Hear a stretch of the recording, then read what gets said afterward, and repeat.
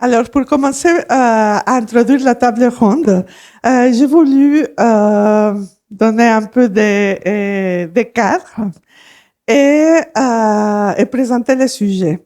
Donc, lorsqu'on parle d'intelligence artificielle, on est en train de parler d'un rêve. Et c'était le rêve des personnes qui s'interrogeaient sur la capacité des humains de reproduire les capacités humaines de façon automatique. Et donc, depuis ces rêves, qui ne datent pas de la présence de l'informatique, mais qui en fait datent de la question imaginaire. Donc, vous vous souvenez certainement du personnage de Frankenstein. Et donc, Mary Shelley a proposé l'idée de pouvoir construire un être humain et donc avec les capacités de la personne. Et donc, donc vous l'avez là. Et ensuite, la question qui se pose, c'est qu'est-ce que cette reproduction humaine aurait comme caractéristique? Et la position est que cette création hérite de tout ce qui est bon de l'humain, mais aussi tout ce qu'il y a de mauvais chez l'humain. Et donc, la question est, lorsque on a une création humaine, quelle part des bons et des mauvais hérite-t-elle et comment on doit gérer ces aspects-là une fois que cette création existe et interagit avec nous. Et donc, l'intelligence artificielle, pour celles et ceux qui ne sont pas au courant d'une définition officielle, on va dire, c'est l'ensemble de méthodes et de systèmes informatiques conçus pour percevoir, raisonner et agir de façon adaptée à un objectif, en apprenant des données ou de l'expérience pour réaliser des tâches qui exigent normalement l'intelligence humaine. Par exemple, reconnaître des images, comprendre le langage, planifier, décider. La IA est faite donc à notre image, biaisée, pleine de préjugés, avec une vision incomplète du monde. Ces défauts, comme chez les êtres humains, sont souvent invisibles et difficiles à détecter, mais ils existent bel et bien. Donc, je me suis amusée à demander, bien sûr, à ChatGPT ce que c'est qu'un skater. Et voici sa réponse. Donc, on a des hommes qui sont très intrépides, qui s'assardent à jouer avec le skate. Mais ensuite, je connais ça. Et donc, des possibles des skaters qui s'assardent aussi dans des actions très périlleuses, mais qui ne sont pas du tout habillées comme les résultats que ChatGPT m'a proposés et qui évoluent dans d'autres milieux que celui que l'intelligence artificielle justement nous propose. Donc nous sommes partis pour un peu éveiller la discussion des deux questions. Donc, on mangeait ça ici. Donc, les deux questions qui animent au départ la discussion, c'est les algorithmes peuvent aussi discriminer. Pourquoi une IA peut reproduire les stéréotypes sexistes, racistes ou classistes? Que se passe-t-il quand un algorithme censé être neutre prend des décisions injustes? Et surtout, que peut-on faire en tant que citoyenne et citoyen pour y remédier? Alors, le format de la discussion est organisé en 3 étapes. Donc, le premier tour, ça est dédié à 5 minutes de présentation des personnes qui nous accompagnent à la table ronde. Ensuite, afin de faire le débat interactif, nous allons ouvrir les stages au public. Et donc, nous recevrons vos questions, vos commentaires. Si jamais vous êtes pas préparé avec des questions, donc je poserai quelques-unes et ainsi de suite, on évoluera pour la discussion. Et au troisième tour, les panélistes nous donneront un message pour conclure. Alors, je vous présente donc les personnes qui nous accompagnent aujourd'hui. Donc, nous avons Nelly Barret. Elle est maîtresse de conférences à l'INSA Lyon et est membre du laboratoire LIRIS. Nous avons Holei Matou Bladé. Elle est ingénieure tech et fondatrice de l'association GISO. J'ai épousé Gilles. Elle est ATR et doctorante à l'Université Lyon 1 et membre aussi du LIRIS. Donc, en question de diversité, on a un problème, mais bon. Et donc, Jean Samuel, il est enseignant-chercheur à CPE Lyon et aussi membre du LIRIS. Donc, moi-même, je suis Genoveva Vargas-Solar, je suis chargée de recherche au CNRS. Je travaille de façon très étroite avec la mission égalité parité de l'Université Lyon 1 et je suis aussi membre du laboratoire LIRIS. Et aujourd'hui, elle n'est pas avec nous, mais Julie Gaëlle Tardy, elle est chargée de projets et communication à l'Université Lyon 1 et c'est avec elle que nous avons organisé cette table ronde. Et sans plus, donc je vais donner la parole à Nelly pour son statement. Merci.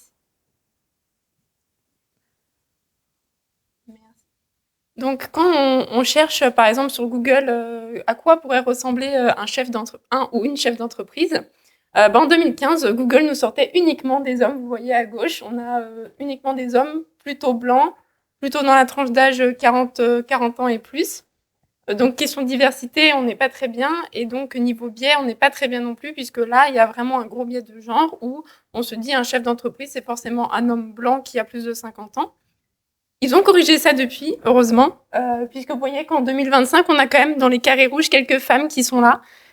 Donc c'est un peu mieux, mais on peut encore bien sûr faire mieux. Et également, vous avez sûrement entendu parler que toutes les grandes entreprises américaines qui utilisent des algorithmes pour leur recrutement, notamment dans la tech, ont tendance à recruter beaucoup plus d'hommes puisqu'il y a peu de femmes, donc leurs CV seront automatiquement écartés de la liste des candidats. Et donc, on se retrouve avec un perpétuel recrutement masculin dans la tech. Et donc, ils ont, pour les grandes entreprises, la plupart arrêté ces algorithmes plutôt que de remédier au problème. Et voilà. Est-ce que tu peux passer à deux? Merci. Alors, pour faire, on va dire, dans la science, mais quand même simple, l'idée, c'est qu'on a plusieurs biais. On a déjà les biais donc dans les données. Quand on a des algorithmes qui apprennent sur des grands ensembles de données, en général, ces données, on les traite assez peu à l'avance. Donc, si les données sont biaisées, par exemple, qu'on a beaucoup de CV masculins dans la tech, et ben à la fin, l'algorithme apprend le meilleur profil, c'est un CV masculin pour candidater sur des postes d'ingénieur informatique. Donc ça, on a des nouvelles méthodes maintenant pour essayer d'atténuer ça, mais il faut continuer à les développer. Ensuite, on a les biais algorithmiques. Donc là, c'est au niveau de comment est-ce qu'on écrit notre algorithme. Ça peut être à plein de niveaux différents et notamment dans qu'est-ce que je favorise dans l'apprentissage, qu'est-ce que je ne favorise pas. Là, pareil, ça introduit un biais et ça, c'est le biais des humains qui codons les algorithmes. Ensuite, on obtient notre super modèle et à la fin, le dernier biais, c'est celui qui est cognitif, celui qu'on a en tant qu'humain, puisqu'on fait partie d'une société et d'un peuple. Et donc, forcément, on a des a priori, des stéréotypes. Et donc, la manière dont on lit la réponse est aussi biaisée. Heureusement, tout n'est pas noir et tout n'est pas perdu. Donc, on a quand même beaucoup de recherches qui avancent là-dessus. Les grandes entreprises se rendent compte qu'on ne peut pas faire comme si ça n'existait pas. Et donc, essayent aussi à leur manière d'améliorer ça en prenant tous ces biais en compte. Merci. Alors, comme tu le disais, ce qui est important, c'est avant tout de discuter aussi entre nous pour pouvoir essayer d'éviter de perpétuer les biais. On est obligé aussi, nous, d'en discuter avec vous pour pouvoir justement éclaircir les consciences et éviter d'avoir d'autres problématiques qui continuent, bien évidemment. Ensuite, si on peut réfléchir entre nous, on est obligé d'avoir effectivement, comme tu disais, ces différentes étapes. Au niveau de la société, on a un modèle qui se crée, on a tout ce qui peut se retrouver dans notre société se retrouve également sur Internet. Et puisque tous ces modèles apprennent à travers ce qui est disponible sur Internet, nous devons faire en sorte de discuter entre nous pour éviter qu'on reproduise ces mêmes choses et qu'on nourrisse encore plus les données qui sont présentes. Ensuite, ce qu'il faut aussi savoir, c'est que lorsqu'on crée notre modèle, au niveau des développeurs, nous allons aussi, avoir des biais qui vont déterminer comment est-ce que le modèle va apprendre. Et donc, il est super important d'avoir au moins des équipes qui sont hétérogènes, qui représentent le plus possible notre société, de sorte à pouvoir essayer de désamorcer ce genre de situation dès la conception des modèles et donc permettre de créer des modèles qui soient un peu plus inclusifs pour tout le monde. Et voilà.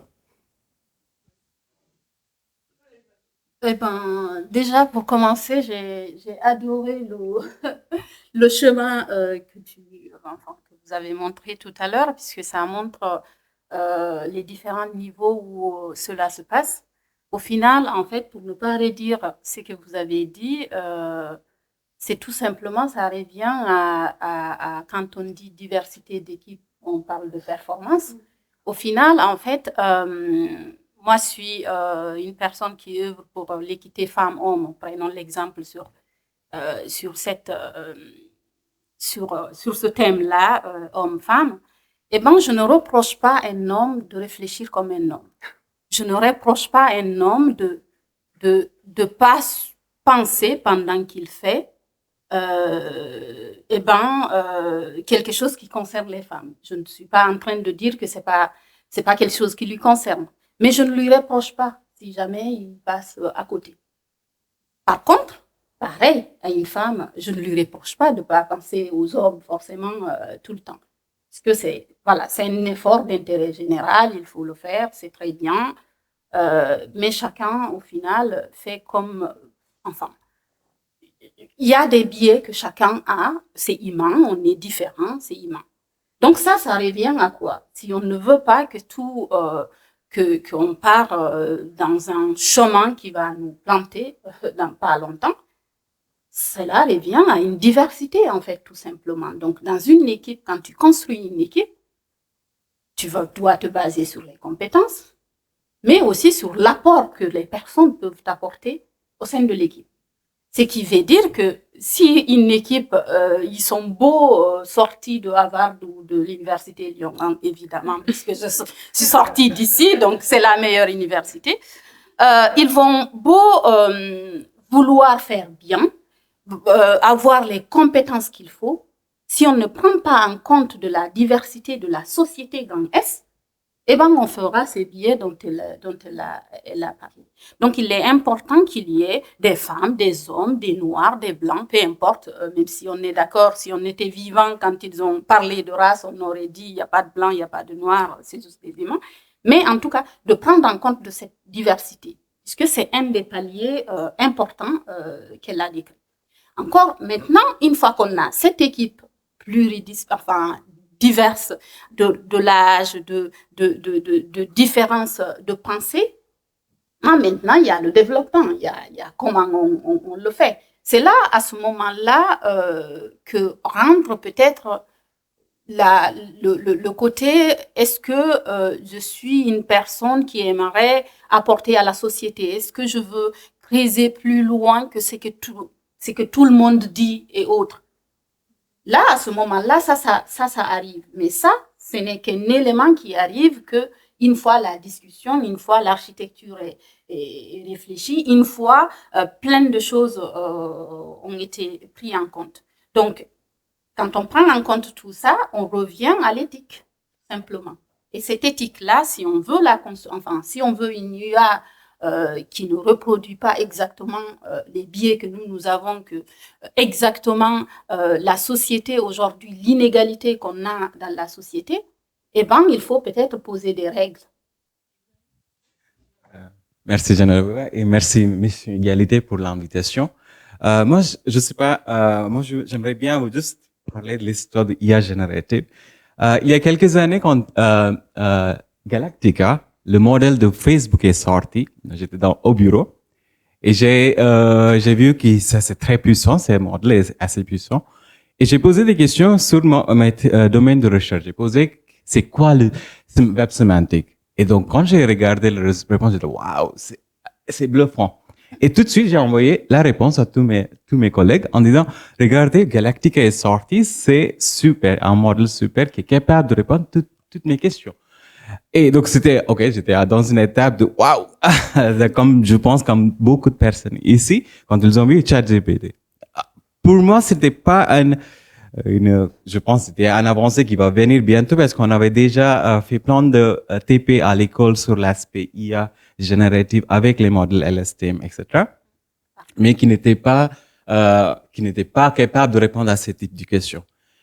Par contre, après l'arrivée de ChatGPT, on a commencé à voir plein de choses très intéressantes, des réponses aux questions, des programmations assez bien, même je sais pas qu'on va discuter ça, mais on voit aussi les élèves qui commencent à utiliser ChatGPT pour plein de choses. Je suis pas contre pour info, mais c'est juste que on a vu cette avancée dans la société avec l'arrivée de ChatGPT. Moi, la question importante que je pose, qu'est-ce qui se passe avec des choses très simples, avec des mots simples? Il y a quelques semaines, j'ai été invité pour présenter un sujet sur les personnes queer. Et j'ai posé la question très simple, donnez-moi quelques images sur l'amour. Et les images qui sont sorties, j'ai essayé plusieurs fois sur plusieurs modèles pour voir quelles sont les images qu'elles vont sortir. Et vous verrez, c'est toujours les mêmes choses que moi j'ai vues quand j'ai grandi. Donc, c'est-à-dire, il n'y avait pas juste une façon de raconter l'histoire, et pas des autres façons de raconter l'histoire. Donc, c'est-à-dire la société, les biais de société est arrivé dans l'IA générative. C'était déjà prédit par Emily Bender dans sa recherche perroquet stochastique. Mais quand j'ai vu moi-même qui teste plein de choses avec l'IA générative, waouh, donc la société va continuer avec ses biais, ses stéréotypes, et on va rentrer avec les mêmes problèmes qu'il y en a eu avant l'arrivée des réseaux sociaux. Parce que les IA génératives d'aujourd'hui sont très personnalisées. Ils vont utiliser les choses que vous avez déjà discutées d'avant. Ils vont préparer les solutions avec ce type d'informations.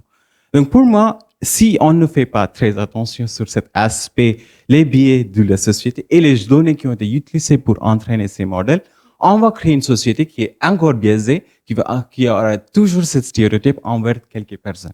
Deuxième exemple, parce que c'est aussi la mission égalité, donc j'aimerais bien donner des exemples, Nelly a déjà cité, c'est l'exemple sur les professions. Donc, tapez n'importe quelle profession. Aujourd'hui, cet après-midi, quand vous êtes chez vous, tapez quelques professions. Ne donnez pas des mots, médecin, infirmière, des mots comme ça, une seule image, et regardez les images qui sont sorties par ces modèles. Et vous verrez qu'on rentre dans les stéréotypes de la société. Et ça pose un problème. C'est pas que sur l'aspect IA génératif, mais si on utilise ces modèles pour détecter des choses. On a déjà vu les modèles comme Compass aux États-Unis, qui est capable de prédire que les personnes noires sont des personnes qui peuvent être plus criminels, sans aucun preuve, sans aucun biais. Ça c'est un exemple. Deuxième exemple que j'ai vu sur les réseaux sociaux, c'est un exemple super simple. Les personnes à la peau foncée ont essayé de télécharger leur image sur sites web comme Twitter ou X, pardon. Désolé, Elon Musk. Mais on a vu que le cadrage des images sur les personnes n'a pas détecté les personnes noires. Donc, à cause de ça, on téléchargeait les photos, les visages de ces personnes n'arrivaient pas sur les carousels des réseaux sociaux. Donc, c'est des petites choses, mais ça change beaucoup dans les démarches de IA générative. Ça peut impacter de la visibilité des personnes cuir ou les personnes racisées, etc. Mais donc Nelly a déjà cité un exemple, Mathieu aussi a cité des exemples on voit que ce type de choses ont impacté le recrutement. Dans le santé, l'aspect santé, dans la santé, il y a plein d'exemples. IBM Watson, c'est un bon exemple où on voit ce type de problèmes qui ont été créés à cause des problèmes, à cause du manque de diversité des données dans les systèmes de santé, justice, etc. Donc, tout ça, on doit réfléchir et je pense que c'est juste le début de la discussion. On aura plein de questions par le public aussi. Merci. Merci beaucoup. Donc, il est temps d'ouvrir la possibilité au public de poser des questions, de réagir aux différentes interventions de nos panélistes. Donc, nous avons des microphones, donc le mien. Donc, si vous avez des questions.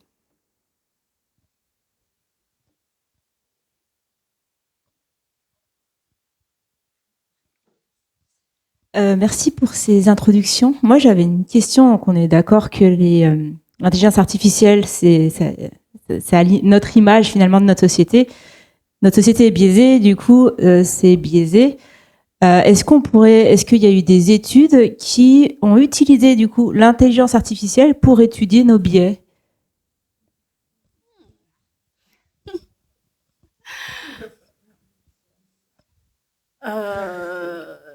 Je vais prendre la parole parce que j'adore votre réflexion et à ma connaissance, non. Enfin, je connais pas, mais je pense que c'est une très bonne piste en fait pour justement l'utiliser, mais je sais pas comment, puisque au final, il se base quand même sur des données.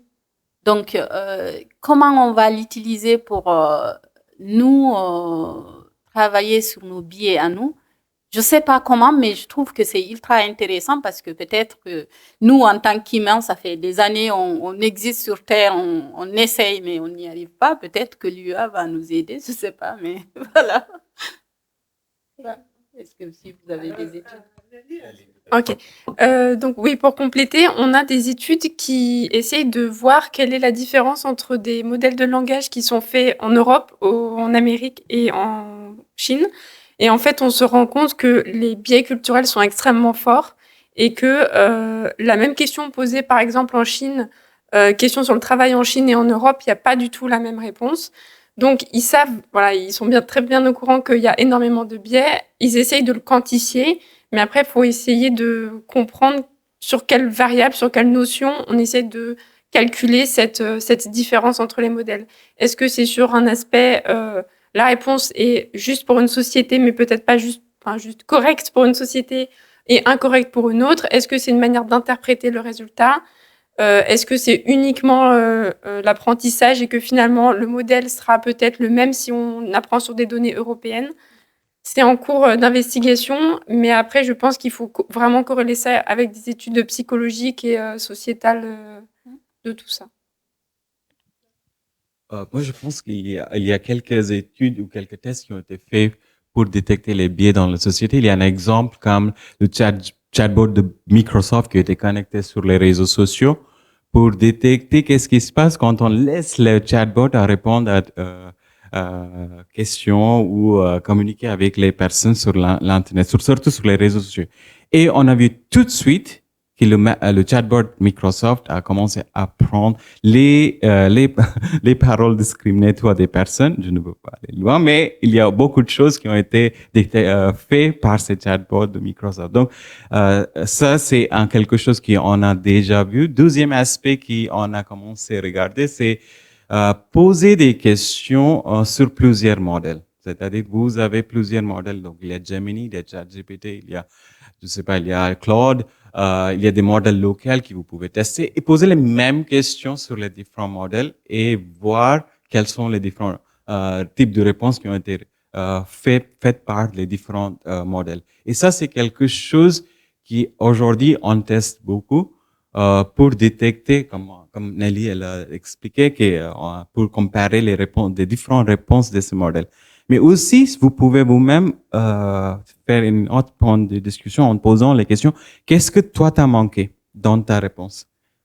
C'est-à-dire, communique avec le chatbot. Il nous a donné une première réponse et on pose la question, est-ce qu'il y a des choses qui sont manquantes dans la réponse?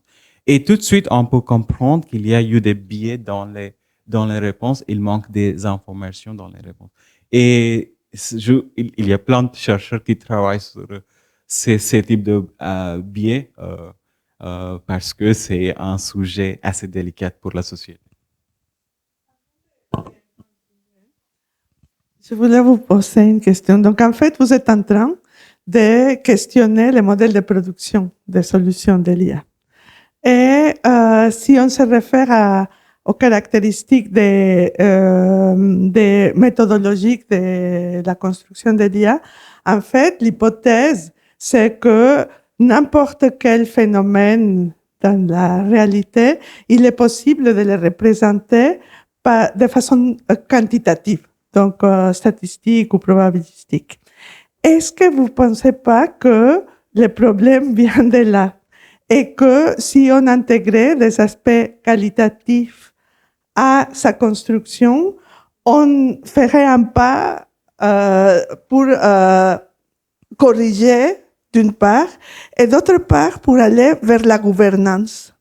Donc, imaginer des résultats qui sont soumis à des règles, à un modèle de gouvernance, permettrait ensuite d'avoir comme un cycle vertueux et enrichir l'IA. Mais donc, ma question porte sur les modèles de production, la gouvernance et le troisième aspect, qu'est-ce que nous, on peut faire pour changer ces modèles alors que, en fait, c'est les compagnies grosses compagnies internationales avec plein d'influences qui sont en charge de cette production. Comment nous, dans la société, à l'université, en tant que chercheuses et chercheurs, on peut agir pour changer la donne?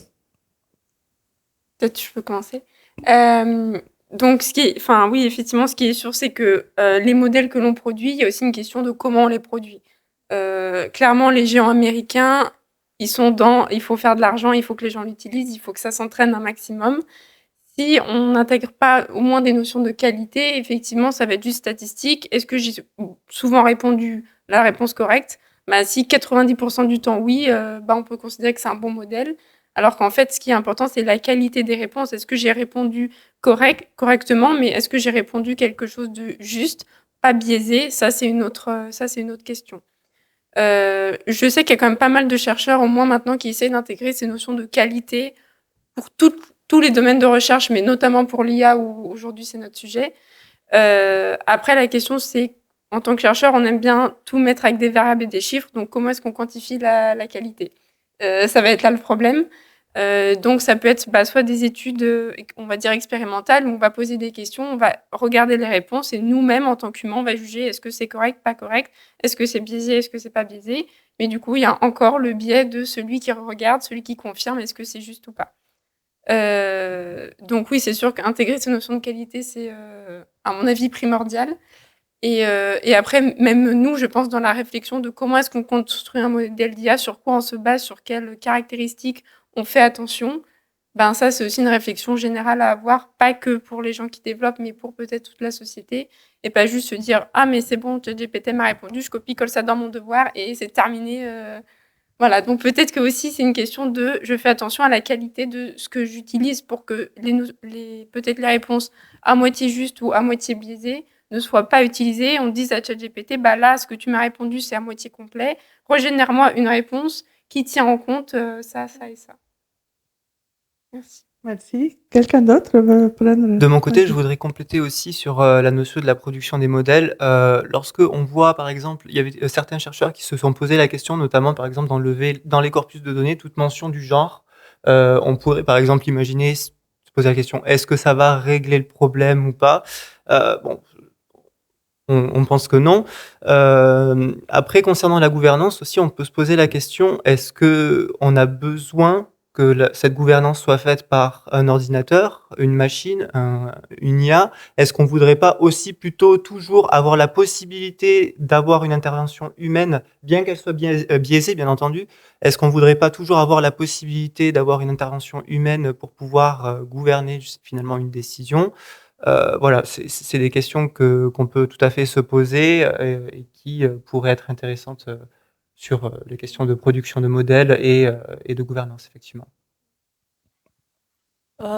Oui, je rejoins déjà ce qui a été dit et je pense que ça revient à ce que je disais tout à l'heure, la question d'éthique, en fait, tout simplement, puisque là, on est en train d'avancer beaucoup, d'ailleurs, beaucoup trop sur l'UA, mais sans vraiment se poser les bonnes questions, sans vraiment poser des règles et des objectifs clairs, en fait. L'objectif, ça revient à ce qu'elle disait, c'est un peu l'argent.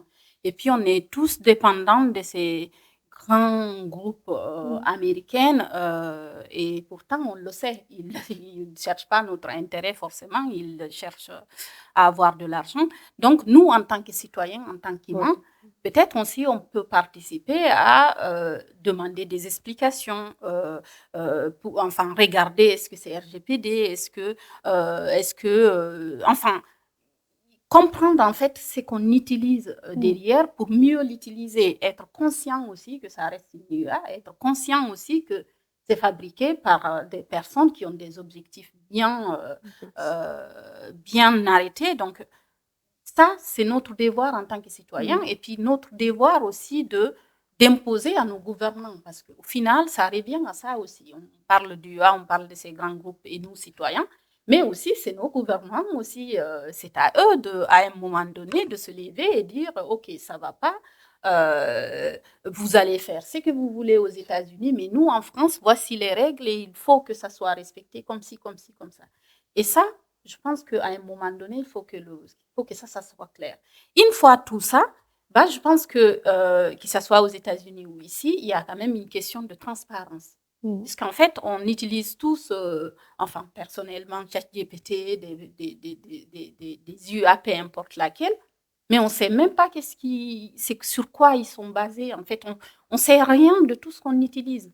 Et je pense que le jour où on imposera de la transparence, c'est déjà un bon point pour travailler le truc. Parce que cette transparence, peut-être, il y a des choses qui vont nous sauter des yeux, pas pour les agresser, évidemment, mais pour leur demander des comptes et puis exiger une rectification. Je reviens sur l'exemple qu'il disait tout à l'heure des UA pour les photos, par exemple, sur le carrousel dont tu parlais. Moi-même, c'était un exemple. Oui, pardon. Apparemment, je ne parle pas au micro. OK. Donc, j'ai été, entre guillemets, victime moi-même de ces IA qui génèrent des photos. Alors, l'année dernière, en fait, je devais faire une conférence et je ne sais même pas d'ailleurs pourquoi ils l'ont demandé, pour harmoniser les photos, parce que c'était une apparemment grosse conférence.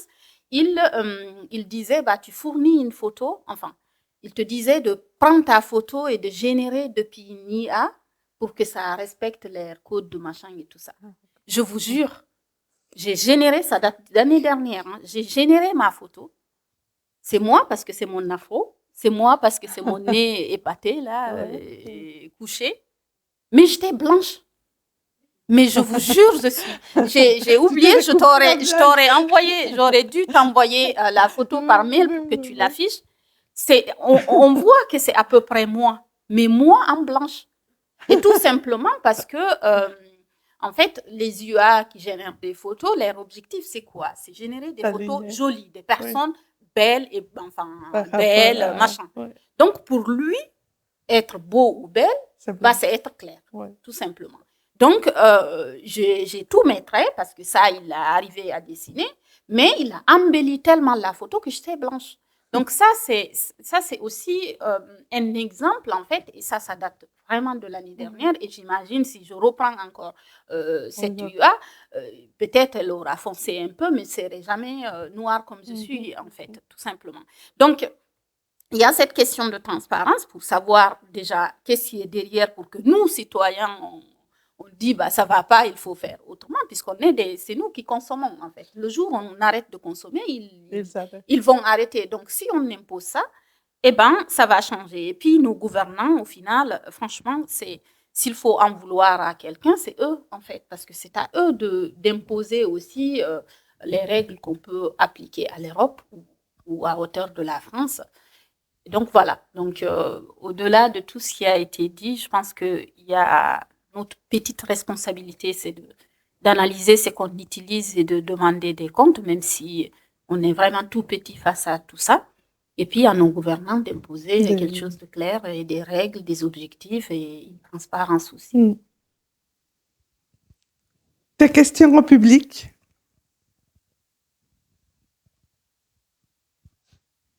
Bonjour. Il me semble que les biais humains viennent d'un système de réflexion qui est instinctif, donc qui est plus rapide et qui permet de gagner du temps, mais parfois ça fonctionne pas. Est-ce qu'il y a des analogies avec l'intelligence artificielle? Je sais pas, pour gagner du temps sur la réponse ou sur le temps d'entraînement, par exemple?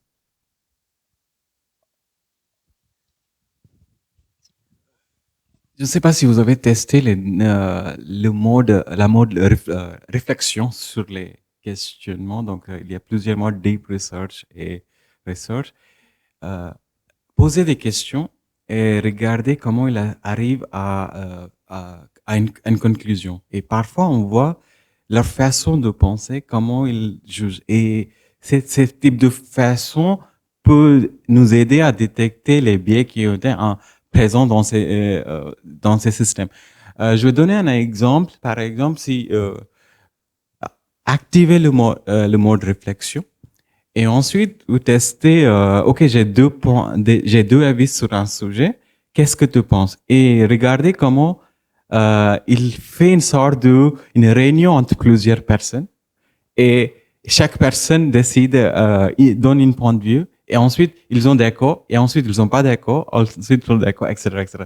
Donc c'est-à-dire qu'ils ont utilisé nos façons de discuter dans la société. Si cette façon n'inclut pas les discussions diverses, l'aspect diversité de points de vue, ça peut poser un problème. Donc, les biais sont aussi liés avec nos façons de discuter sur un sujet donné. Donc, qui on a copié et on peut facilement voir quand on met ça dans les modes de réflexion des modèles LLM, ChatGPT ou quelque chose.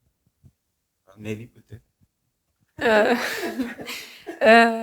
Oui, après, ce qui est sûr, c'est que de toute façon, maintenant, les très très gros modèles sont hébergés sur des machines qui peuvent permettre de répondre très rapidement. On voit bien la plupart des gens maintenant ont ChatGPT installé sur leur téléphone, demandent, en faisant par exemple des visites immobilières, généralement une photo de la maison avec une nouvelle cuisine ou une nouvelle chambre. Hop, en 5 secondes, on a une photo. C'est que clairement, ils ont les capacités de faire tout ça. Après, oui, probablement, il y a des raccourcis qui sont faits dans tout ce qui est raisonnement logique. Même nous, si on dit, il y a un exemple très connu où c'est un philosophe qui dit tous les humains sont mortels.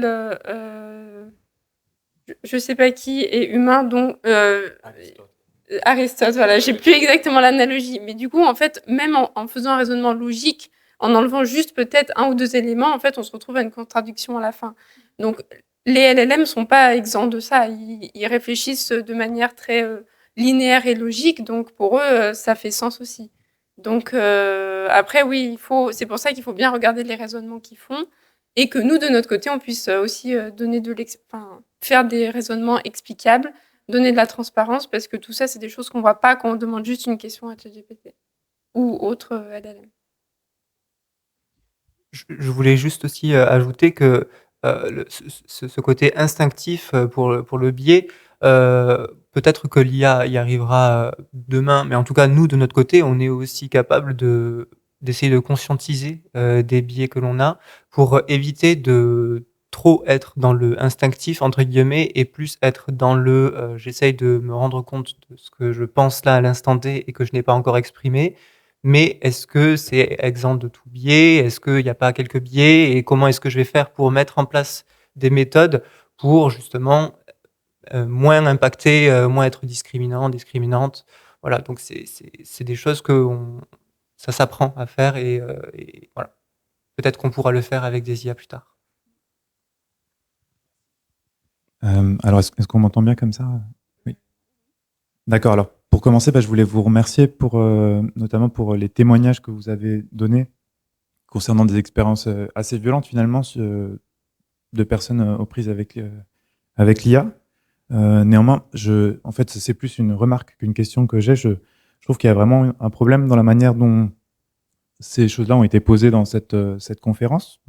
Dans le titre, vous utilisez le mot biais, et puis c'est un mot qui est revenu de nombreuses fois dans cette présentation. Et j'ai l'impression que vous sous-entendez qu'il y aurait une objectivité qui serait là, et que les biais, c'est comme une confusion qui nous empêche de voir cette objectivité, et qu'il y aurait une bonne manière universelle de voir les choses. Alors, je vais donner un contre-exemple où j'imagine que vous serez d'accord avec moi que c'est évident qu'il n'y a pas une objectivité. Hein. Imaginons que je tape donnez-moi une image d'une personne rassurante. Ou donnez-moi une image d'une personne inquiétante. D'accord? Donc, voilà, je pense que c'est évident qu'il n'y a pas une bonne réponse. D'accord? Donc, à mon avis, je pense que, en fait, le problème, c'est plutôt que ces machines, ces algorithmes, en fait, elles imposent des représentations, alors que ces représentations, elles sont multiples, elles sont plurielles, et elles devraient être plutôt libres et partagées. Et en fait, elles sont imposées par définition. Donc en fait, on peut avoir une équipe super diverse et éveillée qui veut éviter des stéréotypes et des discriminations. Au fond, cette équipe, par la création de ce modèle, elle impose des catégories de pensée qui vont rentrer dans nos intimités. Et en fait, moi, j'ai pas envie que ma représentation intime et celle que je partage avec mon entourage de ce que c'est qu'une personne inquiétante ou rassurante soit imposée par une machine qui, par définition, découle d'un processus centralisateur d'une petite équipe qui n'est pas élue démocratiquement ou quoi que ce soit. Voilà. Donc ça, c'est un premier problème, je trouve, dans la manière de poser ça. Et la deuxième chose que j'ai relevée et que j'ai senti dans votre présentation, c'est que vous vous adressez à des développeurs en tant que personnes proches du milieu de la tech. Et donc par exemple, j'ai relevé la tournure de phrase si on veut une IA qui ne reproduit pas de biais, il faut poser des règles. Ou alors, je l'ai plus exactement. Voilà, si on fait pas attention, alors on va créer une société qui va faire je sais pas quoi. Mais en fait, on vous a pas demandé de créer une société. En fait, je m'adresse pas à vous. Je m'adresse aux personnes qui conçoivent ces algorithmes et qui les promeuvent. Et en fait, moi, je demande pas qu'on conçoive une société pour moi. En fait. D'accord. Donc, je pense que là, par défaut, par définition, en fait, c'est des algorithmes qui sont autoritaires et qui imposent des choses, qui nous imposent des choses. Donc là, je pense que ces tournures de phrases, elles montrent que malgré votre posture critique, vous adhérez à cette manière de voir les choses. Et là, je crois qu'il y a un gros problème aussi, quoi. Et enfin, je trouve que c'est un peu connecté à ça, hein, mais quand vous parlez des problèmes sociaux, vous avez des tournures que je trouve assez légères sur « Ah oui, il y a des problèmes sociétaux, il faudrait parler avec un psychologue ». Mais en fait, je veux dire, ces questions-là, c'est des questions qui sont bien connues des sciences sociales, par exemple. Et c'est étonnant que dans cette table, il y ait 4 personnes du milieu de la presse, de la tech, et puis je sais pas, peut-être que vous êtes, je connais pas vos vies en particulier. Donc vous êtes peut-être liés plutôt au monde des sciences sociales aussi, mais ça donne pas l'impression. J'ai l'impression que c'est des questions un peu évidentes que je pose, et je suis étonné qu'elles soient pas abordées dans cette conférence. Voilà. Donc merci de m'avoir écouté. Je sais pas si vous avez des réactions. Oui, moi, j'ai des réactions. Tout d'abord, concernant les biais, effectivement, la perspective initiale de la table ronde a pris comme point de départ les caractéristiques mathématiques de la IA. Et donc, les biais, on l'a interprété, je pense, aussi par les background des invités par rapport aux statistiques. Donc, on n'a pas une distribution normale, on a une distribution soit vers la gauche, vers la droite. Donc, ça, c'est effectivement assez réducteur. Mais voilà le point de vue initial de la conception du panel. Par rapport aux aspects sciences sociales et sciences humaines, vous m'avez volé ma question suivante, parce que justement, je pense que le fait d'avoir laissé la discussion vers les sciences, on va dire dures, j'aime pas les termes là, mais en laissant de côté tout ce qui a été fait dans les sciences humaines et les sciences sociales, laisse aussi à comprendre les problèmes de l'approximation de l'analyse de l'IA comme un outil dans la société. Et donc, on verra ce que nos panélistes commentent par rapport à ça. La départementalisation de la connaissance est déjà un problème. Et je pense que l'IA, avec ses mathématiques, ses techniques, etc., porte en elle ces problématiques.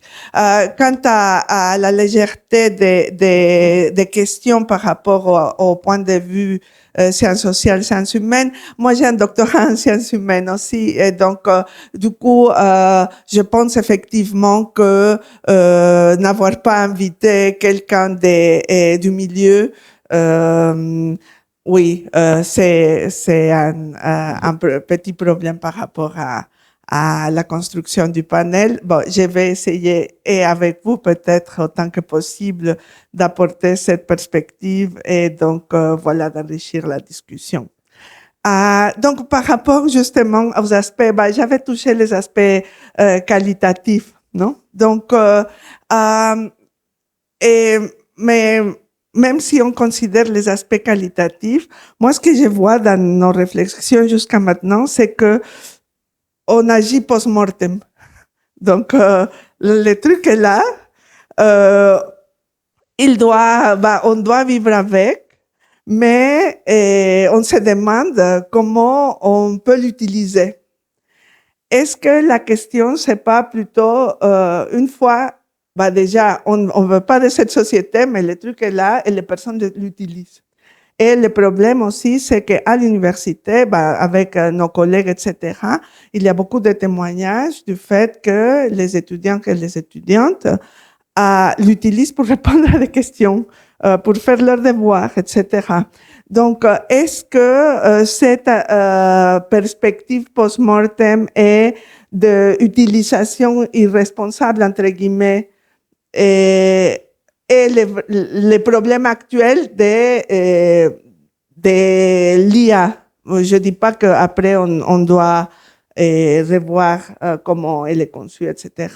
Mais à un moment donné, quand vous donnez vos réponses, j'ai imaginé, les systèmes critiques, lorsqu'on les utilise, on demande d'avoir un permis, non? Donc, on doit passer des permis, etc., d'évaluation. Est-ce que avec ça, puisque l'outil est là, est-ce qu'on ne devrait pas imaginer, pas un permis, mais si une façon différente d'éduquer les personnes pour que elles fassent face à ça, à l'IA comme outil? Alors, je vous laisse. Eh ben, je pense que je répondrai à peut-être ta question ultérieurement. Je pense que c'est important de répondre aussi à la question que monsieur a posée. Je vais commencer par déjà éclairer un point. Vous avez dit l'analyse, c'est une introduction. Donc, enfin, on suit les questions et ça reste une introduction, donc il y a peut-être un autre débat qui va arriver après, qui va montrer aussi que l'IA est génial, peut-être, il y aura cet angle-là vers la fin, mais éclairer un point, puisque vous avez dit, vous ne savez pas si c'est des personnes presque tech ou en tout cas l'angle d'analyse est la même, c'est personnes presque tech. Je vous confirme, moi, pour mon cas, je suis technique. Je suis derrière, je fais partie de ceux qui développent peut-être pas l'IA, mais en tout cas certains algorithmes. Et l'autre chose, en fait, vous avez dit, vous n'avez pas envie de vivre dans une société qui est imposée par l'exemple des propos, en tout cas de l'analyse qu'on est en train de faire là. En fait, pour tout vous dire, moi non plus. j'ai pas envie. Exactement. Je n'ai pas envie de vivre dans cette société-là, mais malheureusement, on est en 2025 et cette question d'UA est posée. Et comme vous le savez, comme je le sais, comme tout le monde, l'UA est en train de grignoter beaucoup de terrain dans tous les domaines, que ce soit la santé, que ce soit l'éducation, que ce soit, mais peu importe. Donc, je pense que le sujet qu'on est en train de traiter est important, même si c'est un petit angle par rapport à tous les angles d'analyse qu'on peut avoir.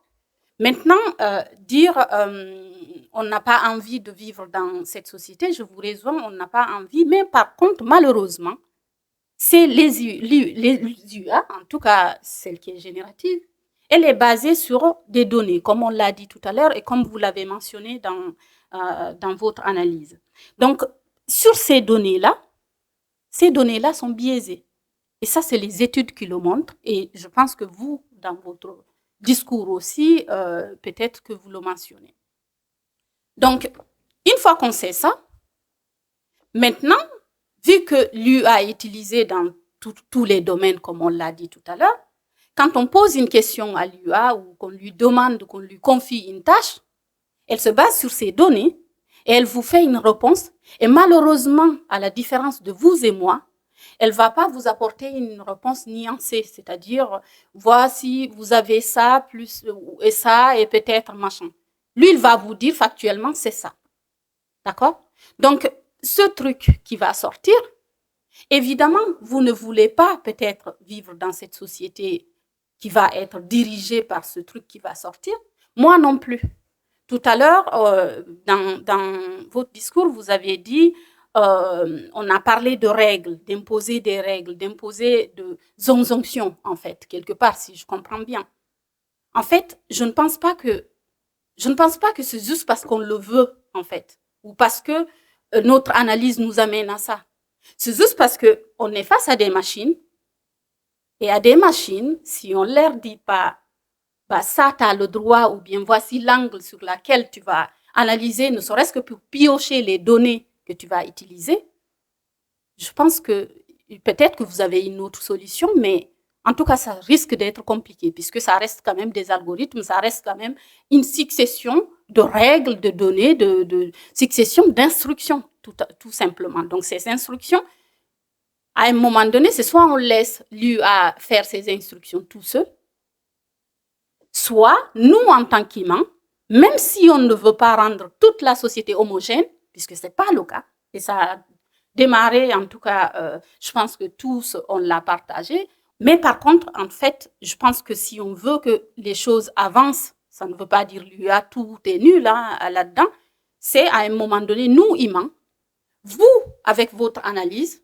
moi, avec la mienne, vous, avec les questions que vous avez apportées qui sont complètement pertinentes, l'angle que vous avez apporté et la critique que vous avez apportée à notre discours, c'est peut-être réunir tout ça. Puisqu'au final, si on réunit que des gens qui sont d'accord, bah peut-être aussi il y a un angle de ceux qui sont pas d'accord qui va être oublié. Mais en tout cas, je ne sais pas comment vous répondre mieux, mais je pense que notre richesse, c'est notre notre différence, notre façon d'analyser et tout ça. Mais encore une fois, on ne veut pas construire une société. C'est juste que malheureusement, cette société va être impactée et donc reconstruite, puisque entre 2010 et aujourd'hui, entre moi quand j'étais étudiante à cette université et aujourd'hui, rien que dans le langage des jeunes ou dans le langage dans nos discussions, vous avez quand même remarqué des différences. Et donc, rien que si on s'arrête à ça, notre société est en train de se reconstruire quelque part, si on se fie sur l'histoire. Donc, voilà, mais c'est important, voilà. Et donc, je n'ai pas répondu à ta question, je suis désolée. Je pense que c'est important de préciser que nous, bien sûr qu'on a une casquette en tant que technicien, informaticien, etc. Mais nous aussi, on a un côté personnel. On vit dans la société. Et on travaille aussi dans les associations. On n'est pas complètement coupé des associations, on n'est pas complètement coupé du monde. Donc, on souffre aussi, comme tu as expliqué, qu'il y a des choix qui ont été imposés par les sociétés, par les différentes institutions. Ces IA nous impactent. Malheureusement, je peux vous comprendre, je peux vous expliquer, mais on souffre de beaucoup de choix qui ont été faits par ces IA. Mais pourquoi cette discussion est importante? Parce qu'on a besoin d'avoir vos points de vue. C'est la diversité de points de vue parce qu'on est là pour construire une société démocratique où on accepte tous les différents points de vue. Et avoir cette type de critique, c'est assez important. Un autre aspect que j'aimerais bien expliquer, c'est dans le casquette qu'on porte, parfois on essaie de réduire ces biais dans la société qui existe, dans les différentes façons qu'on fait des choses. Mais si on aimerait bien éviter ça, on a besoin de vos points de vue. Pourquoi? Je vais vous donner un exemple. Quand les algorithmes de réseaux sociaux ou des algorithmes sur IA sont sortis, l'Union européenne a bien compris que ça va nous impacter. Le droit d'oubli, le droit d'explication, tout ça, ça vient parce que le public a déjà monté ce type de choses, de critiquer les solutions. Donc, on souffre. Il y a eu des problèmes dans plein de pays à cause des réseaux sociaux. Et on a compris, on a réglé des soucis. Si on n'avait pas critiqué, bien sûr que on va utiliser ces solutions. Il n'y a pas d'autre moyen, malheureusement, même si on ne veut pas.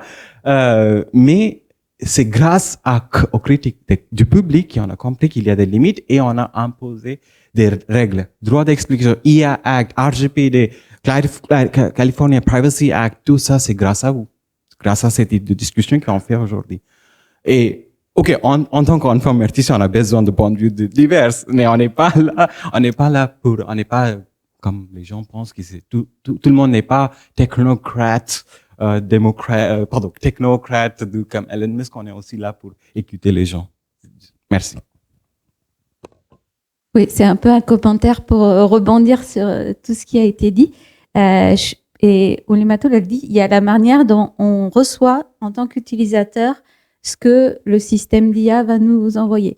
Et je pense que avec un point de vue d'informaticien et informaticienne, il faut qu'on soit très vigilant aux formules qu'on utilise pour parler des systèmes d'IA. Donc, il y a eu beaucoup d'exemples sur les IA génératives.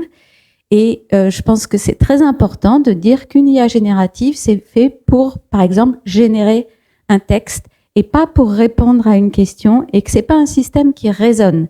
C'est un système qui va calculer la probabilité que le mot suivant soit le plus probable pour générer son texte. Donc, dans le côté éducation de la société, il faut vraiment qu'on soit vigilant là-dessus. Et alors, on a parlé d'IA générative, il y a aussi toutes les IA qui sont différentes. Et ce débat est très important parce qu'elles permettent de prendre des décisions aux sociétés, aux entreprises, par exemple, sur l'attribution d'un crédit, sur l'attribution d'un contrat d'assurance, etc. Et donc, la question des biais est fondamentale à être discutée. Donc, il existe des règles, tu les as mentionnées, hein, les IACT, etc. En tant que chercheur en informatique, à mon avis, il faut qu'on travaille du coup sur les outils qui vont permettre d'appliquer ces règles. Et donc, on discutait tout à l'heure du travail et d'une thèse qui a été faite par une collègue qui est actuellement maintenant à l'INSA, qui permet justement de détecter en quoi un modèle d'IA est équitable ou inéquitable. Et donc, notre contribution avec un point de vue informaticien à ce débat qui est effectivement pluridisciplinaire serait de donner les moyens à la gouvernance d'appliquer justement les règles que l'ensemble de la société veut proposer. Et une fois qu'on a détecté qu'un modèle d'IA n'est pas équitable, justement, je suis tout à fait d'accord avec toi, la manière d'y remédier, ça va peut-être être de compléter une approche purement statistique avec de l'IA qualitative, c'est-à-dire injecter dans les algorithmes ce qui va nous permettre de rectifier les biais qui sont dans les données. Merci. Il y a une question derrière. Alors, je t'apporte le micro. Ah, il y a elle et ensuite. Lui, il était d'abord? D'accord. En fait, une question que je me pose justement un peu dans la continuité de ce qui a été dit là, c'est dans quelle mesure tout ce dont vous parlez, c'est-à-dire des biais racistes, de genre, etc., en fait, ne sont pas le résultat de quelque chose qui est très profondément ancré dans la logique même de l'IA. Alors après, enfin, vous pouvez donc, Madame est intervenue tout à l'heure pour dire oui, certes, en un sens, c'est déjà là, etc. C'est déjà là, il faut faire avec quelque part. C'est ça, moi, que j'entendais de ce que vous disiez. Je ne suis pas sûr que ce soit la seule perspective. C'est-à-dire que cette discussion, telle qu'elle a été présentée, elle aurait pu aussi plus ouvrir la perspective de est-ce que la restructuration, comme vous avez dit, de la société, ça, je pense que c'est assez juste quand vous dites qu'il y a une restructuration de la société, est-ce que la restructuration de la société qui arrive avec l'IA, est-ce que nous en voulons ou pas? Est-ce que, même si évidemment elle arrive avec une force, une importance et des moyens colossaux, enfin, ça c'est indéniable, mais est-ce que la question n'est pas de résister à ça? Est-ce que la diversité des personnes n'ont pas d'abord à résister à ça? Ça pourrait au moins poser la question. Et j'aurais tendance à dire surtout des personnes qui justement ne sont pas des hommes blancs, etc. Il suffit de s'informer sur qui utilise dans le monde, qui utilise majoritairement l'IA, qui la consomme et qui se retrouve à faire des travaux de travail du clic à $2 de l'heure pour entraîner cette soi-disant intelligence artificielle, pour poser très différemment la question du rapport entre les thématiques raciales et l'intelligence artificielle.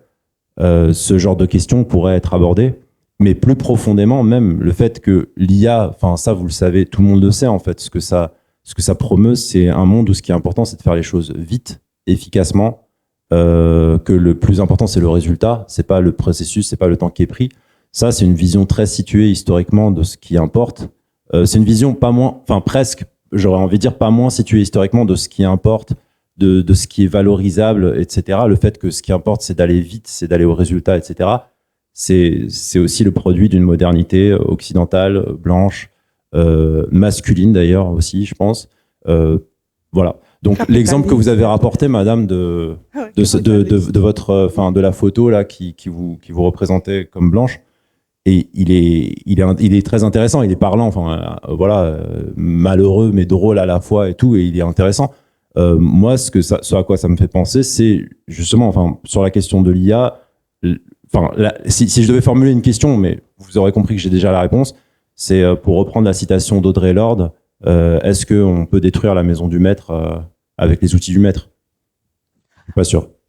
Oui, pour clarifier un peu l'objectif du panel, en fait, le panel essaye de faire comprendre au grand public ou à des personnes qui ne sont pas techniques des caractéristiques de comment on fait, qu'est-ce qu'il y a derrière l'IA.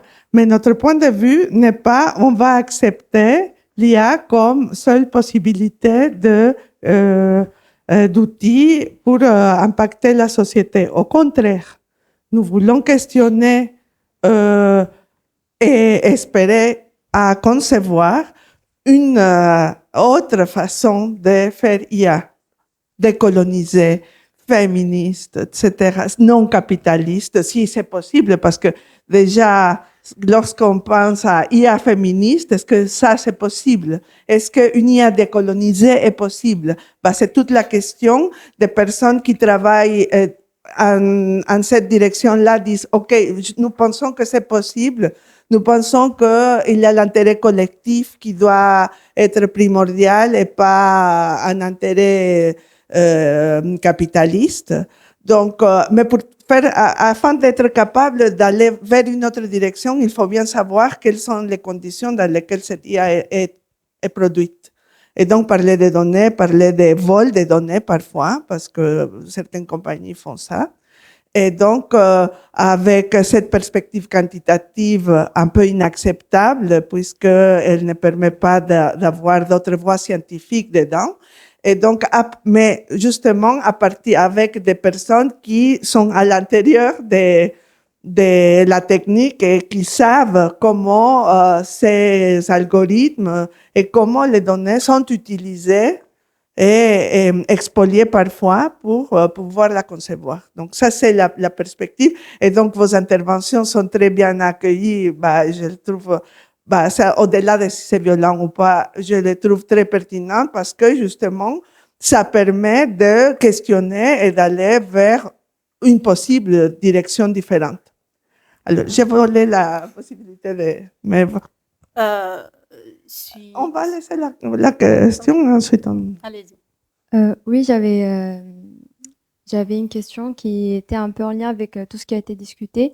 Déjà, tout d'abord, je voudrais préciser que je suis une étudiante, donc j'ai eu quand même beaucoup d'expérience avec l'IA, surtout en sachant que maintenant, beaucoup de mes collègues, ils utilisent beaucoup aussi, par exemple, ChatGPT pour leurs devoirs, etc.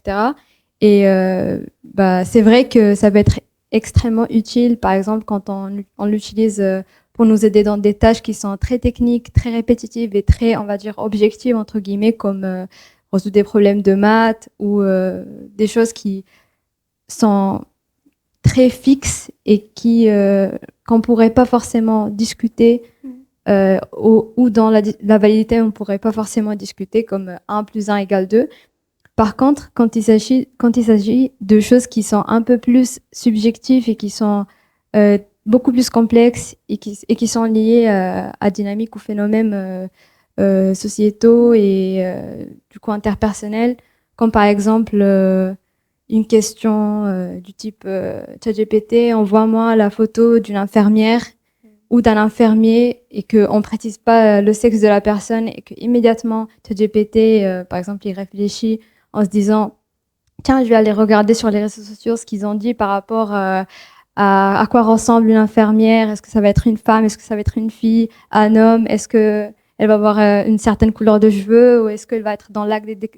Donc ça peut être genre, je sais pas dans ce moment-là, genre à ce moment-là, surtout quand on se dit que en tant qu'étudiante ou étudiant, il faut prioriser l'efficacité, il faut prioriser aussi la vitesse, parce que c'est vrai, parfois, même si on parle pas une langue, par exemple, et on a envie de savoir une traduction, on va pas forcément aller voir tous les synonymes. Donc, je me dis, en tant qu'utilisatrice de l'IA, c'est quoi,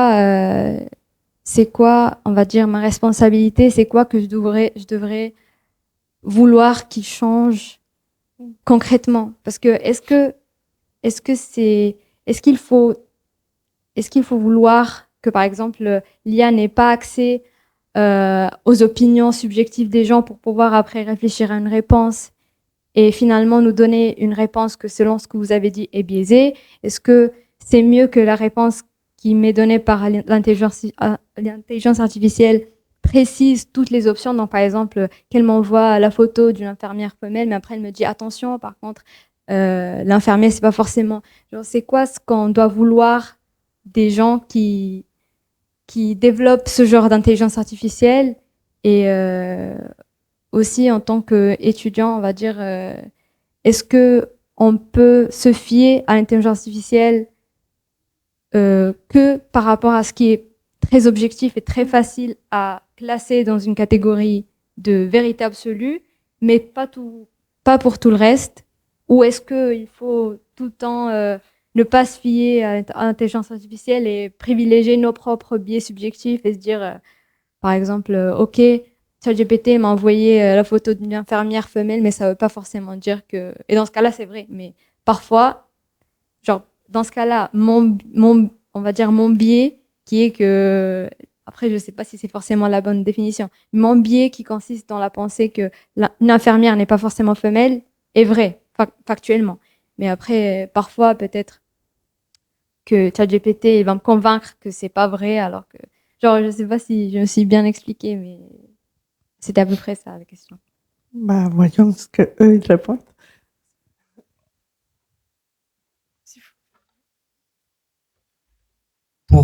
Pour essayer de réfléchir à tout ce que tu as pu dire et aussi d'autres personnes, c'est notamment au niveau de l'usage.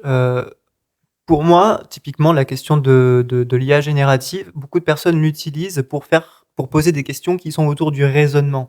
Et pour moi, on est en train d'utiliser un marteau pour essayer de construire une maison.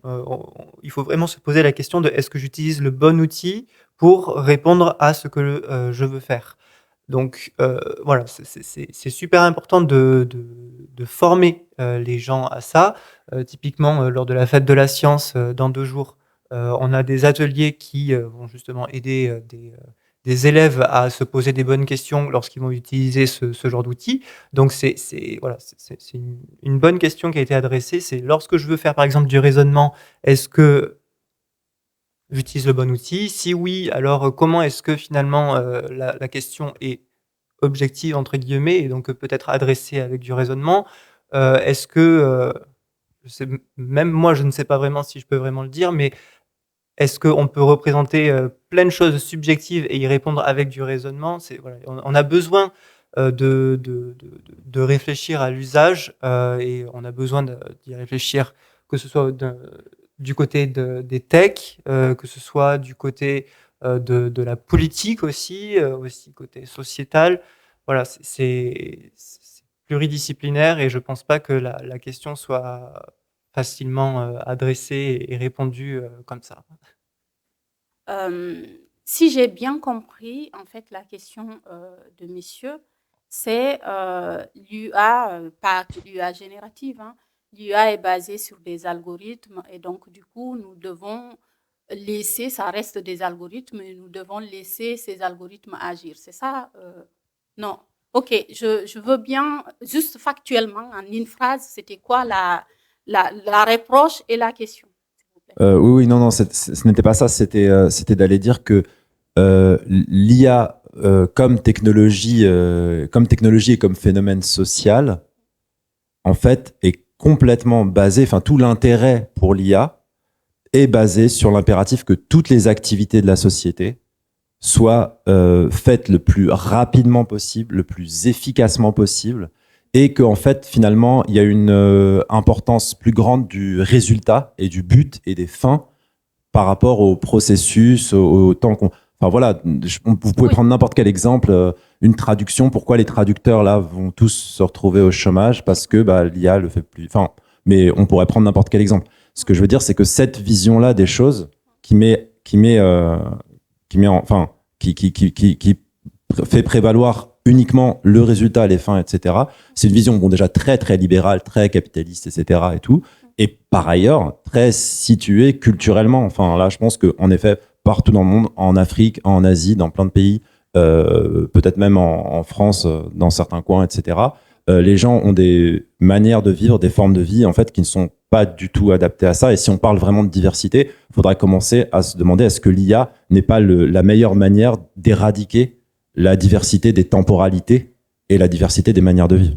Donc, si je comprends bien, du coup, si je suis le raisonnement que une grande partie, j'ai bien compris et si je raisonne, vous partirez sur générer des UA en fait spécialisées, c'est-à-dire on est en Inde, une UA en Inde. On est en France, une UA en France, si j'ai compris. Puisque vous avez dit... hein? Ou pas du tout. Ou pas du tout. C'est ça. Est-ce que... Ou pas du tout. Est-ce que c'est ça parce que vous avez, enfin, dans le raisonnement, l'UA, évidemment, là, sur ça, je vous rejoins, l'UA, les industriels qui ont mis ça en place sont partis sur l'efficacité, enfin, la rapidité et le mot efficacité que vous avez dit. Mais là, du coup, la question qui se pose, c'est quelle définition vous mettez derrière le mot efficacité? Puisque pour moi, le mot efficacité, évidemment, il y a la question de rapidité dont vous avez parlé, mais le mot efficacité, c'est peut-être avoir aussi, se rapprocher en tout cas le max possible de la vérité, en fait. Et donc, du coup, en fait, dire que l'UA, du coup, quand on est, ça se base sur la culture, sur la façon de parler, c'est évidemment ce qu'on a dit aussi. Et je pense que ça, c'est complètement réel. Mais par contre, tout à l'heure, dans l'intervention, vous avez dit, du coup, c'est basé sur une population, on fait une analyse, une population européenne, masculine, En fait, c'est pas une vérité. La population mondiale, puisque l'UA, au-delà de l'UA générative, on l'a dit tout à l'heure, impacte plein de domaines. Donc, ces domaines-là, ça peut être la santé, ça peut être... Peu importe, si on s'arrête sur la santé, si dans l'UA est utilisé, par exemple, pour détecter un cancer ou autre, si je suis votre raisonnement, eh ben, ça voudrait dire, ça se base sur une population française d'hommes. Et donc, du coup, ceux qui vont être sauvés, évidemment, ça va être ces personnes-là. Et donc, c'est problématique. En tout cas, dans votre propos, c'est ce que j'entends, en fait.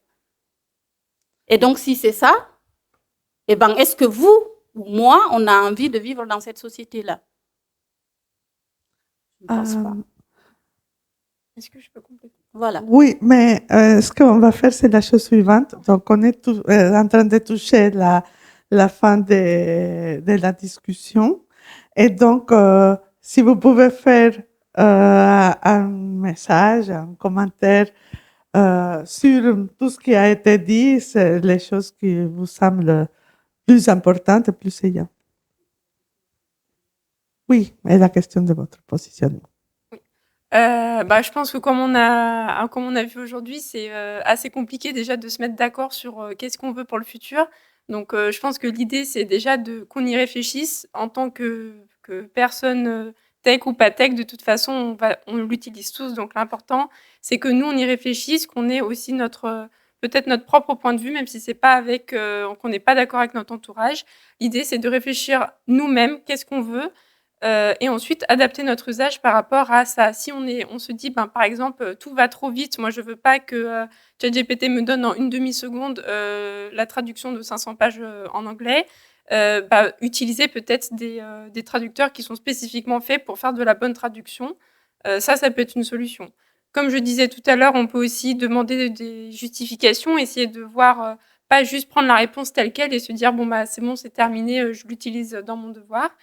Et après, oui, c'est sûr que de toute façon, tout va très vite. Nous, en tant que chercheurs, c'est très compliqué de se mettre à jour et de rester, on va dire, à la page et d'avancer au même rythme que des entreprises américaines qui investissent des millions, voire probablement des milliards de dollars par an là-dedans. Donc, nous, on fait ce qu'on peut à notre rythme. On essaye aussi de voir du côté scientifique qu'est-ce qu'on peut faire. Et forcément, on a plein de questions aussi, nous, en tant que personnes dans une société. Mais en tant que chercheur, on a besoin de chiffres et de choses concrètes pour avancer et dire là, on a fait mieux qu'avant. Donc, c'est déjà un premier pas. Et notamment, c'est étudier les biais et essayer de les réduire. De mon côté, toujours pareil, je me pose la question du positionnement par rapport à l'usage de l'IA. On parlait aussi d'efficacité. Il y a un autre axe d'efficacité qui pourrait être intéressant d'adresser, c'est l'efficacité énergétique, puisque l'IA est un gouffre d'un point de vue consommation énergétique, qui pourrait être aussi une très grande injustice, que ce soit locale ou bien même mondiale, puisque l'accès est quand même très hétérogène en fonction de là où on se situe dans le monde. Donc voilà, il faut se poser la question de est-ce qu'on a envie de ce genre de modèle? Est-ce qu'on veut y contribuer ou pas? Qu'est-ce qu'on peut mettre en place pour éviter d'y contribuer? Voilà, comme on le disait, d'un point de vue scientifique, on a beaucoup de sujets à traiter. D'un point de vue politique aussi, il y a énormément de discussions qui sont en train de faire. On a commencé par les RGPD, on a plein d'autres sujets qui sont importants d'être adressés. Et d'un point de vue social, aussi sociétal, on doit y réfléchir, notamment sur la question des biais, sur ce que l'on veut représenter, entre guillemets, dans les modèles de langage ou dans n'importe quel type d'IA. Voilà, il y a tellement de sujets transverses qu'on doit réfléchir que c'est très difficile. Mais en tout cas, toujours avoir un cap clair sur ce que l'on veut en tant que soit scientifique ou soit personne. Et voilà. Très bien. Je pense que la question de ce qui revient là, la question de gouvernance, elle est encore plus que jamais importante, plus que jamais centrale, puisque du coup, ça va, en tout cas, à mon avis, faire avancer beaucoup de choses pour que les UA, en tout cas, qu'on utilise ou qui sont utilisés dans tous les domaines qu'on a cités tout à l'heure, soient équitables, tout simplement. Pas forcément qu'on ne cherche pas à ce qu'elles soient, enfin, que ça tout soit parfait, mais que la répartition ou l'analyse, en tout cas, soit équitable. Et maintenant, quand on a parlé de ça, des outils, de l'algorithme, de ce qu'il y a derrière l'UA, c'est nous, en tant que société aussi, quel est notre positionnement face à tout ça, quelle critique on apporte pour améliorer les choses, et puis surtout dans quelle société on veut vivre, tout simplement, puisqu'au final, c'est nous qui utilisons tout ça, et le jour où on ne veut plus utiliser, je pense qu'il n'y en aura pas, tout simplement. Et puis, revenir sur ce que c'est que l'efficacité, en fait, tout simplement. Donc, c'est tous les paramètres cités, écologiques, enfin, sociétal, plein de sujets derrière. Et ça, c'est important d'avoir des séminaires de discussion, des conférences comme là, et réunir aussi des personnes qui ont des idées complètement différentes, parce que c'est dans ça que ça soulève de vrais sujets. Je pense que rien, c'est cette table ronde, je pense que tu peux en tirer vraiment plein d'autres sujets de débat et de discussion.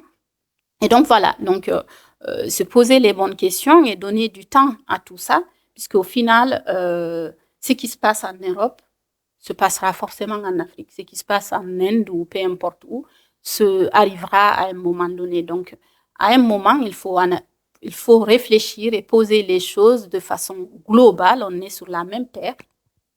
On est sur la même terre. Donc, de prendre en compte toutes les personnes, en tout cas tous les humains qui sont sur cette terre-là et pour éviter justement l'inéquité. Voilà.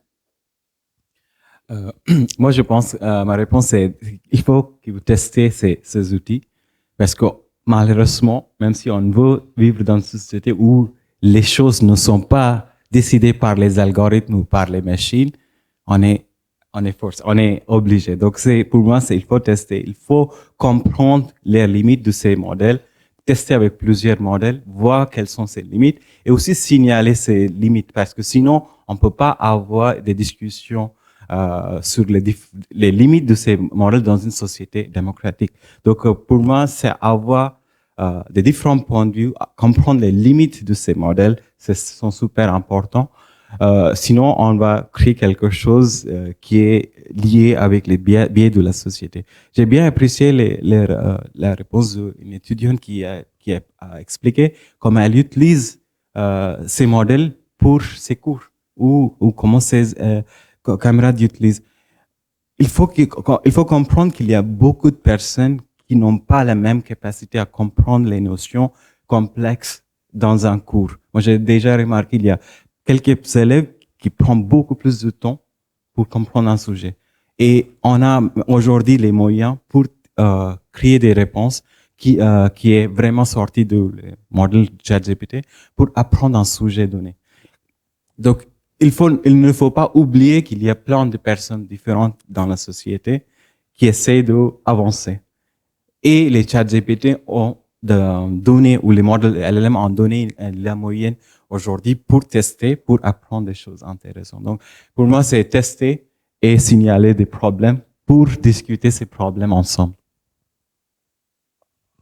Sur ces bonnes paroles, je vais remercier le public pour les questions, pour la discussion riche. Aussi remercier nos invités pour leur perspective.